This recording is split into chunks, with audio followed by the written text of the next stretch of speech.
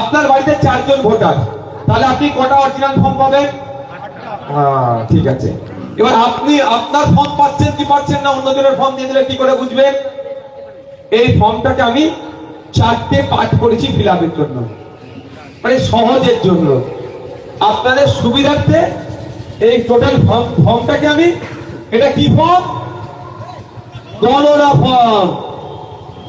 বাংলা ভাষায় বোঝানোর জন্য বলছি, বাংলায় ফর্মটা আসবে। হ্যাঁ, ইন্টারনেটে যেটা ঘুরছে ওটা ইংলিশে আছে, বাংলাও মনে কেউ পোস্ট করেছে, তবে আপনারা পাবেন বাংলা ফর্ম। আমাদের মাতৃভাষা বাংলা, আমাদের অফিসিয়াল বাংলার ভাষা কি? বাংলা ভাষায় কর। তো বাংলায় আমরা ফর্মটা পাবো। এই ফর্মকে আমি 4টে পার্টে ভাগ করি, এটা পুরো ফর্ম। এবার আমি 4টে পার্টে আপনাদের ভাগ করে দিচ্ছি, এটা সুবিধা। একদম প্রথমে আপনাদেরকে একটা করে ফর্ম জেরক্স করে নিয়ে আসতে বলেছিল। আপনাদের হাতে জেরক্স আছে? জেরক্সটা দেখুন। প্রথম পাঠে কি আসছে একদম মাথাটাকে দেখুন। আমার বাম দিকে, আপনাদের এটা বাম দিক, আমার ডান দিক। এই ঘরটা দেখবেন পূরণ হয়ে আসবে। এখন যে কটা ফর্ম আছে আপনাদের হাতে দেখুন, ঘরটা খালি আছে। আপনার বাড়িতে যখন আসবে এই ফর্মটা, আপনার নাম, আপনার এপিক নাম্বার, আপনার ঠিকানা পূরণ হয়ে এই ঘরটি আসবে। এবার এপিক নাম্বার কোথায় খুঁজবেন? আপনার ভোটার কার্ড আছে, ভোটার কার্ডের ছবির মাথাতে একদম সম্ভবত 10টা ডিজিটের 10টা সংখ্যার এপিক নাম্বার। এটা পিভিসি প্রিন্ট, ভাববেন না আপনাদের কাছে যার কাছে নর্মাল কার্ড আছে ওটাতে অসুবিধা হয়ে যাবে।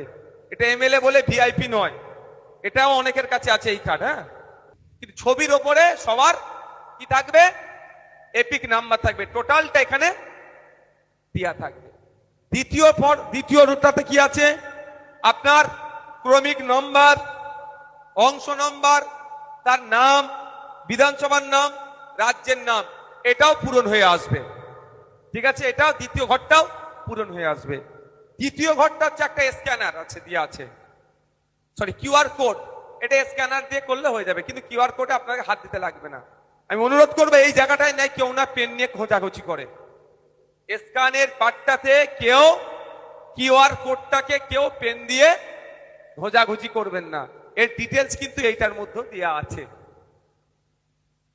4 নম্বরটা কি আছে? একটা ছবি আছে না, আপনার বর্তমান ভোটার কার্ডে যেই ছবিটা আছে সেই ছবিটাতে প্রিন্ট হয়ে আসবে।